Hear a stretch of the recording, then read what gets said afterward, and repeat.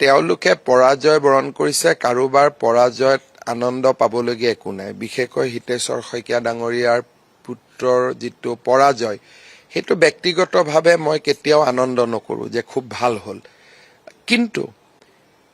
এইটো ঠিক যে ৰাজনীতিত যিটো আমি নীলা তেজ বুলি কওঁ ব্লু ব্লাড বুলি কওঁ সেইটো মানুহে বিচৰা নাই তেওঁলোকে নিজৰ পৰিচয় এটা লোৱাৰ সময় আছিলে কিমান দিন আপুনি হিতেশ্বৰ শইকীয়া লৰা হৈ থাকিব কিমান দিন তৰুণ গগৈ লৰা হৈ থাকিব কিমান দিন ভূমিধৰ বৰ্মনৰ লৰা হৈ থাকিব আপুনি নিজে দিগন্ত বৰ্মন হ'ব লাগিব আপুনি নিজে গৌৰৱ গগৈ হ'ব লাগিব আপুনি নিজে দেৱব্ৰত শইকীয়া হ'ব লাগিব তেওঁলোক তিনিওজনে ৩-৪টা ইলেকশ্যনত জিকাৰ পিছতো বাপেকৰে লৰা হৈ থাকিলে তাৰ মানে যিটো ৰয়েল লিনিয়েজ বুলি কওঁ আমি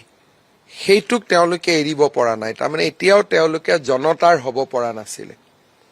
আৰু সেই কাৰণে অকল তেওঁলোক নহয় পৱন সিং ঘাটৰ লৰা হাৰিছে এক প্ৰকাৰ যিমান ৰিলেটিভ উঠিছিলে আত্মীয় উঠিছিলে গোটেই কেইজনেই নিৰ্বাচনত পৰাজয় বৰণ কৰিছে গোটেই কেইজনেই